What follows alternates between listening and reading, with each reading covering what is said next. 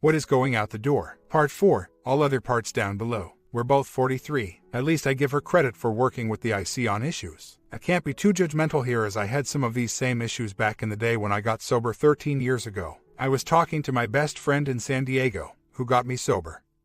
And I said she's only been sober with me and it's an adjustment of expectations. The highs aren't as high and the lows aren't as low, so if something is pleasant, that's pretty much a good outcome, but vastly different from the real fun of going out drinking, etc. I brought this up with STBX last week and she said it was probably a mistake that we got together 30 days after she got sober. I was her AA sponsor and caught a lot of flack from my friends. I know this doesn't sound great, but I have always felt that we really put that behind us. There's been no issues regarding drinking problems at all for 12 years. A recurring theme is WS rewriting history. I never loved you, our marriage was terrible.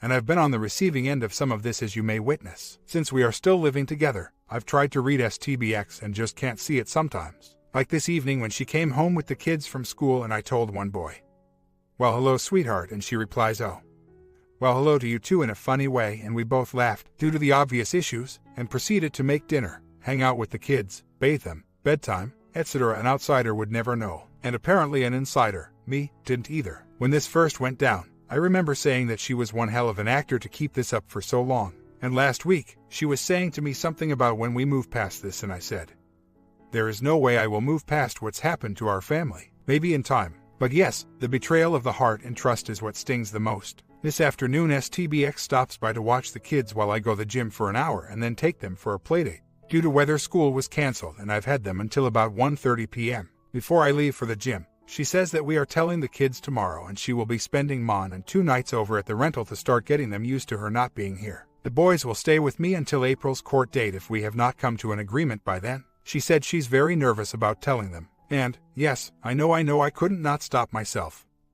I replied, you should be, as my IC says in every case she's seen, the kids have problems with the leaving parent. STBX says it depends on how we handle it, and I just said I will not speak negatively about her, but she will need to hold herself accountable from now on out with the boys for life. I'm also nervous about this, but I also feel the time has come. It will take all my willpower to keep my mouth shut tomorrow, but now is not the time to place blame in front of the boys. In time they will know who stood by them and who didn't. My 99 this week said this experience has really solidified my role as a father and brought me closer to them. If nothing else, that is a strong positive. I can see STBX is upset by this, and I know she loves them as much as I do. This is what I have found so shocking. She's convinced that this is not leaving them, just me. We just didn't see the solution or the repercussions as the same. Well, we did it. STBX is over with the boys now at the secret office. Let her do the talking on that one. This went how I imagined. When this first went down in September and October, I told her that she was going to be the one telling them while I was there, since this is her doings. She did the explanation of how people meet, fall in love, doesn't work out.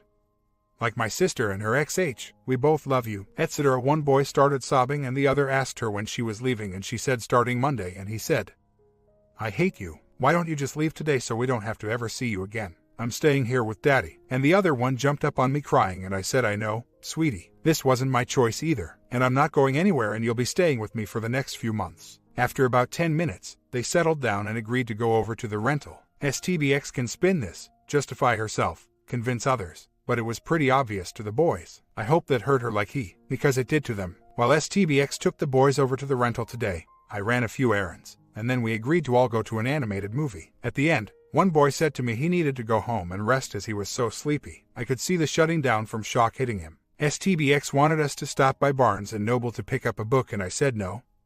Just go home. I knew it had to be some kind of helping kids deal with divorce book and thought a little too late on that one today. Then in the car, my behavioral issues son gets into a fight with the other one, scratching him and pulling hair and wailing on him like I've never seen. I say to STBX to pull the car over and I will move one into the 6th seat, and she's yelling at him to stop, and why is he doing that? And as I get out of the car I say, I wonder why. As I get one loaded into the rear, she comes out of the car, running up into the back, and yells, what did you say? What did you say? I said, get in the car and drive. Both boys then start saying, don't talk that way to Daddy. He's much smarter than you. You're a jerk. I said, enough. We're not calling names. After that swell moment, one boy asks me if they are moving into STBX's new house next month. I said no, not yet, and he says not the apartment but the one she's going to buy. STBX won't be able to buy a house for 2 years. Just went $20,000 in the hole for this rental. I said, oh, probably not anytime soon. He says in 6 months. No. 1 year. No. So I'm seeing she's told them about some great house they are going to live in which is still years away. And I've been portrayed as the unhinged one.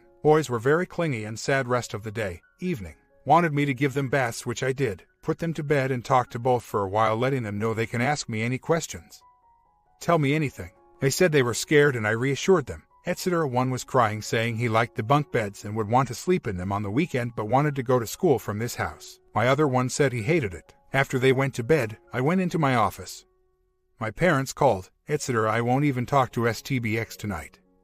Let her own today by herself. She wants to start spending Mon and 2 over there and come back for the rest of the week, but I'm not seeing that as good for the kids. Too confusing and upsetting. I have to talk to her tomorrow about staying over there until April and working out some kind of arrangement for her to take them to dinner or something. Wed and third. I can't legally get her to leave, but hopefully she will take the kids into consideration. I doubt it though, as she doesn't want to miss out on them or be seen as leaving. Too late on that one. I would have walked on glass to keep from hurting my kids like this. An update. Yesterday I took the boys' birthday present shopping at Target and then to one of their friends' party. It was a great turnout with a lot of their friends from preschool and the parents I haven't seen since the summer, so a good time. My son did keep coming over to me several times to rest, and I could see he was thinking about what's going on though. Later in the afternoon, STBX and I were working with the boys on homework and I caught son in the bathroom with tears in his eyes, and my other son was really acting up. At bed, they told me they were both upset, sad, and felt like STBX was leaving them. He asked if it was her decision only and I said yes, and I had tried everything I could to keep us all together. And he said, well, could you have tried harder? I reassured them with STBX is not leaving them, biting my tongue, loves them. Their grandparents, aunt, cousin, love them and are here for them. After they went to bed, STBX comes into the office, where I had sequestered myself, to get me to watch something on TV. After that I asked how she thought this all went. She replied pretty well, I think. They were upset for about 10 minutes and then seemed to get over it. They were excited about the new place and asking when they were coming over to sleep and telling me how much they loved me, etc. I replied okay. Not exactly what they told me, and I reiterated their comments from last night. Son pretty much shutting down at the movie. And the next morning, son crying in the bathroom.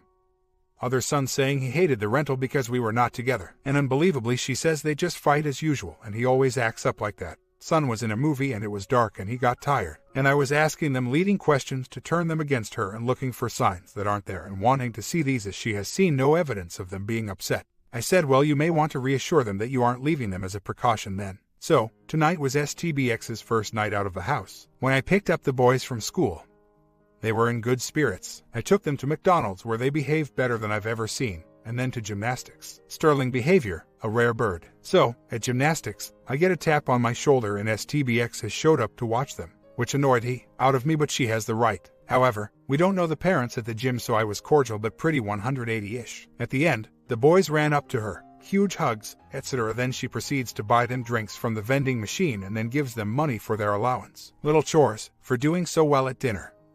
Which annoyed me even further as the motive seemed transparent to me. Boys asked if she was coming home and she said she had a church meeting and then staying at her place tonight. Immediate falling faces. Goodbye said, and I took them home for baths. More I wish STBX was staying here. Now that she's gone. More reassurances from me. Upshot for me is that STBX is talking a good game about how the boys will be. No negative effects, how we handle it.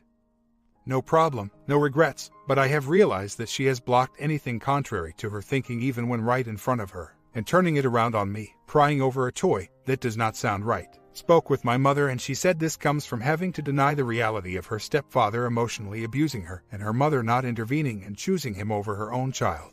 And the altered reality she had to create as a coping mechanism, which is manifesting here to avoid the real situation. And also, not seeing or admitting how we were bending over backwards to see her parents in Ka when they had no real motivation to see her family here. Not that this realization does any good now or would even be acknowledged if I brought it up. This leads my mom to think STBX is a very damaged person. On a positive note, I got a $50 haircut, with surprise facial, today at a new salon, as STBX and I have gone to the same one nearby for 2 years, so fresh start.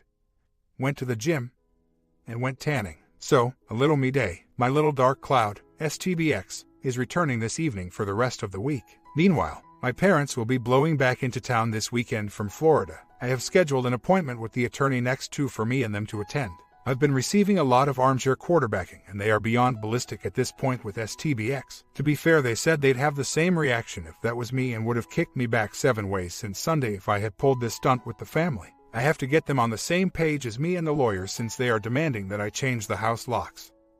And don't quite get the legal ramifications. Basically, they are looking to wipe all traces of STBX off the face of the earth. Yes, this seems extreme, but my mother did ask me how much it would cost to pay her off to move back to Los Angeles, and was 75% serious. So, if I do not manage them the right way, I will never hear the end of how I rolled, etc. The backstory, as told by STBX, of our marriage plus the fact of how close we all were has really gotten to them, and truthfully, I have never seen my father so angry. On the plus side, my IC said I'm doing really well handling all this and will be okay. I said, what's the alternative? Lie down and sleep, not get out of bed. So right now, STBX is sitting by the fireplace in my former office, now living room, and I'm in her old one, now mine, and directly across looking through the French doors. Maybe her ears are burning. Boy's best friend came over for dinner as his mom couldn't pick him up from school in time. Mixed feelings about her staying here these off and on nights now. Things had been running more smoothly with just the 3 of us the last couple of nights. I could see our one son acting out a lot in anger tonight, and from the reports we received today at school. At bath time, which I had to take over, and bedtime, but coupled with this almost hysterical need to sleep with STBX in the guest bedroom tonight, my other son was talking to me about wanting to sleep in the bunk beds at the rental, and that it seemed nice but very small, which I could tell was bothering him, and talking about the new house that STBX had mentioned buying. Unrealistically, I tried to help him get his thoughts out, and he said he wanted to stay here most of the time as this is my house, where I live, and over there on weekends or 2 to 3 days a week. Just when I'm start leaning toward agreeing to 50-50 today, I get it with this. I haven't spoken with STBX's parents since this happened. I thought about it but then reconsidered as I didn't see where that was going to get me anywhere. If you have checked out the backstory, STBX's family is what I like to describe as fluid multiple marriages, step-kids, half-siblings, grown kids that have been excommunicated for 15 years. A real mess. I always got along with ILs, but they are 2,000 miles away and not involved in our lives much at all, and that has been an issue between me and STBX. The feedback I heard was that mother-in-law told STBX that life is short, so you have to do what makes you happy, never mind you have a family, commitments, responsibilities. She wrote a letter and a Christmas card to me according to STBX, but it is sitting on my desk unopened. Don't care to read it after hearing that. Mother-in-law wrote my mother a Christmas card saying how we want happiness for our children and we'll all need to be there for the milestones in the boy's life, etc. My mom was incensed and said to me she doesn't need advice on how to be there for her grandkids as she is there, and what milestones is mother-in-law planning on being here for now as she hasn't been to many so far. My mom didn't respond to this letter. Thinks mother-in-law is a terrible mother who let her husband abuse her child. I'd have lived in a cardboard box under a bridge before I let some man do that to my children. And is amazed how mother-in-law does not come visit STBX when she is in Los Angeles for work for 2 weeks 4 times a year, even though they live an hour away. My parents have always been tilted with the in-laws, and this was the nail in that coffin. An update: last night, STBX came into my office to discuss the custody agreement. She has agreed to me keeping the boys 1 extra night during the week for the school year so that they mainly go to school from this house, which has been my preference. In the summer back to 50-50, and indicates we're close on the relocation language now. I had let her know I had a meeting Tuesday with my attorneys and needed some sort of direction from her by then for next steps. We then had a conversation about what we have been learning independently through this with IC. We've been able to really identify the causes of the issues in our past interactions, and I've been able to see why my reactions had been so hurtful to her. Referencing the nugget of over-arguing crowding out the other person's opinion from Conrad, but then also why I was doing that. Our parent-child relationship. STBX did say it was nice for us to be able to talk like this. If only I had these tools 18 months ago. Boys had 3 birthday parties this weekend and we split the duties. We are in a very small school district, graduating class of approximately 75 kids, so I see the same parents over and over at these things, which was one of the main draws of moving to this area. Of course, now it's like, oh, we visited with STBX yesterday. Drawback is everyone knows everyone's business. So far, we've, or at least to my knowledge, kept this quiet. I don't really see any need to advertise at this point. My parents came over late this afternoon. STBX retreated over to the rental to avoid them. My thinking is if you're okay with what you've done, why hide away? I went to dinner with my mother and one boy and the other one stayed home to watch racing with my dad. My parents are going to Aruba for a week next Friday and STBX is leaving for Los Angeles for 2 weeks this Wednesday, so I'll really be flying solo with the kids for a while. I plan on taking them to my sister's to visit this coming weekend. STBX came back for bedtime after my parents left, and my demonstration to my parents that I can still play sax after 20 years. Asked about where we went to eat. Then she says we need to take the boys to a Japanese steakhouse. They'll love it. I'm just continuously baffled by her. I can't get a grasp of what she thinks our relationship will be after this. This quasi-family of 4. So strange. I've been fighting some kind of viral grunge for a few days, and this morning after the kids got off to school,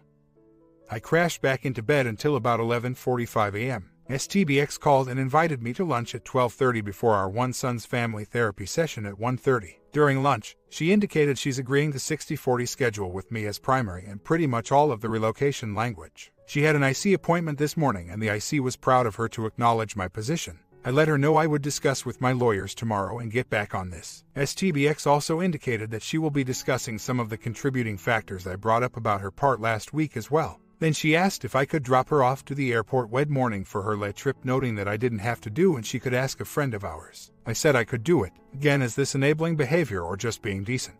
STBX will be taking the boys to gymnastics tonight as I'm really tired today. Of course, when I asked, I get the usual pushback of, well, I've got to finish this project before I leave ... Oh, okay, I guess I can. We had not seen the family therapist since the last time I got so angry, yelling, and this visit went much more calmly. It was for our one boy to start working again on some of his aggressive, defiant behavior at home. She said afterwards he spoke positively about how we broke the news and seemed pretty positive about it overall, but noted his brother was crying. I will make a follow-up for him in about 2 to 3 weeks and scheduled an app next week for my other son to talk with her about the situation to make sure he's okay or not. After his appointment, STBX dropped son and I off and we had desserts at the restaurant, and I then took him back over to the after-school program. It is very difficult for me to manage the closeness, the familiarity, the continual interaction. I have said previously, not in months, that if we can coordinate all this stuff so well, we should be able to make this work, and a part of me still believes that. As I stated last night,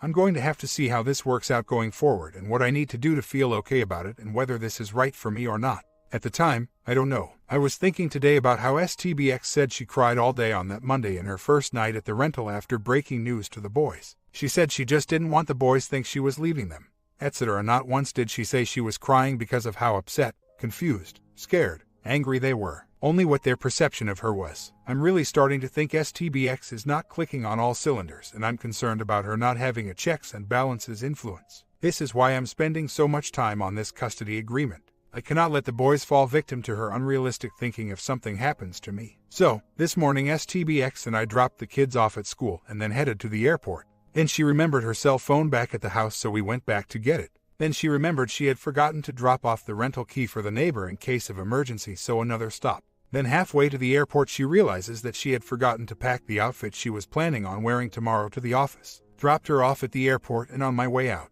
a call saying she had forgotten to leave her heavy coat in the car and can I come back around and pick it up. So, I did. Then a bit later, she sends a pic of 3 birds sitting on a seat in the gate area for the boys. Cute. Then later this afternoon, a text how the flight was delayed out of here and she almost missed the connection in Detroit but made it on as the last person on the plane but is now sweaty. Last night as we were going over the schedule for the trip, I had this strong urge to embrace and kiss her. Old the 2x4s because I refrained, but looking at this morning, this is where my frustration comes from. My mother said I have to let go of the idea of our family and I haven't been able to do that yet. In the back of my mind, I keep that crazy hope alive for some kind of realization on STBX's part. And a part of me just doesn't want to let the dream go, despite the overwhelming evidence that I have no choice, which I do realize. Oh, I'm slowly getting there, but it's a step-by-step progression. My mother said I have to let go of the idea of our family and I haven't been able to do that yet. In the back of my mind, I keep that crazy hope alive for some kind of realization on STBX's part. And a part of me just doesn't want to let the dream go, despite the overwhelming evidence that I have no choice, which I do realize. Oh, I'm slowly getting there, but it's a step-by-step progression. As an update on the legal front, review today with lawyer deal points of the custody agreement, and they will be doing some hardcore mumbo-jumbo with emotion, and then we will present a final settlement offer to be accepted within 2 days of receipt or we go to court. I took the boys after school to my parents' house for dinner and relayed this info to my parents. My mother took great pleasure in knowing that STBX will have to deal with making a very difficult decision while on her own in Los Angeles at the corporate office under the critical eye of the managing partner who preys on weaknesses. She said it's comeuppance for dropping the bomb on me and taking off for 2 weeks a day later. So today is where some of the rubber hits the road. I have an appointment this afternoon with my lawyer to sign the counterclaim custody motion and have that submitted to court today. Had a strategy session with my attorneys late yesterday where this is designed to put the fear of God into STBX, and then my lawyer will contact hers immediately afterward with the deal points of a settlement offer which she will have only a few days to accept before being withdrawn. This is going to hit STBX like a ton of bricks on a Friday afternoon in the corporate office and the weekend where no action can be taken and no physical access to her emergency IC sessions or lawyer. Oh, plus I have to go dark and let everything be handled by the lawyer. Goal is to force an agreement before court. Amazingly, I actually feel bad sympathy for STBX. Had a long talk with my parents last night and they said, look, you've been blindsided twice. Given no opportunities to work through the issues to save the family, she's accepted no responsibility on her part, has not given any real consideration for the boy's feelings, been not entirely upfront through your entire relationship, came into this marriage with nothing but debt. Rode your coattails, only cares what the boys will think of her, displayed poor judgment through this process, and is actively seeking out new relationships. Why on earth do you feel bad for her? I've discussed this with my IC previously and she told me it's because basically I'm a good and fair person.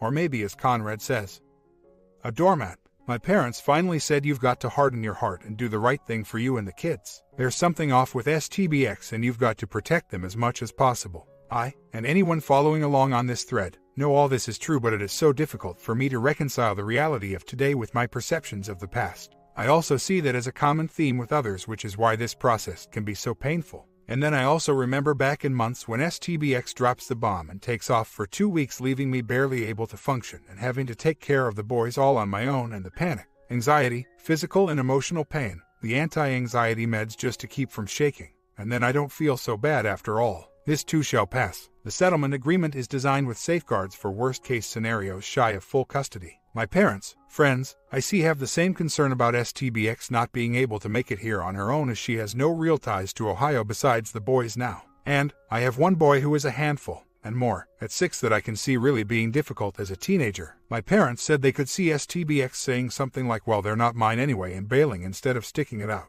Of course, I said I could never imagine, but then even in my previous worst-case scenario planning, I didn't even consider this situation either. Awakening, yes, I was guilty of that thinking too. I could easily see now if something were to happen to me, STBX moving back to La for work, family, and friends with the kids, and renting some apartment in a marginal, at best, neighborhood and putting them in public schools and convincing herself that the diversity would be a positive for them. In reality, they would be the diversity among a bunch of garbage, in some crappy school, and eaten alive. I know this as we researched all the districts that made sense for her commute to downtown La for work and why we moved here as the best option for success. And she does not make the money for private schools. Even together we didn't make the money for a house payment and private schools in La. I have realized that STBX will do what she wants and spin any collateral damage in some kind of positive light, which is why I'm concerned about not having the checks and balances. So, this is designed for those checks and balances to be put in place. The hope is that STBX continues to be a good parent and none of this is necessary, but now is the time to get this set up instead of later when issues may arise. Quick update. Motion filed and copy sent to opposing attorney. My attorney confirmed a teleconference with opposing counsel on Monday at 9:45 a.m. to orally review deal points. STBX started calling a few times from about an hour later. Forwarded to voicemail, no message. STBX calls again at 7:30 p.m. EST to talk to the boys as we have agreed on that time. I had texted earlier today that boys will be an event tonight, so she doesn't think I'm making them inaccessible. Then sends me text, oh, I forgot about that. Then STBX calls again at 9:15 p.m. to talk to the boys, as she knows event is over at 9 p.m. Of course, they are tired and cranky and the housekeeper is over here, so one talked to her for 2 minutes then hands the phone to me. Other one didn't want to talk, so oops. We disconnected accidentally. I feel like now I'm hunkered down in some sort of siege mentality, as this agreement negotiation is going to be handled by the lawyers from now on, and I do not want to provide the opportunity to engage with me anymore on this. Talking to my old friend today, I realized I miss seeing the people that actually know me from before. Here it's just people who know us. After school today, I went with the boys with their best friend and his mom.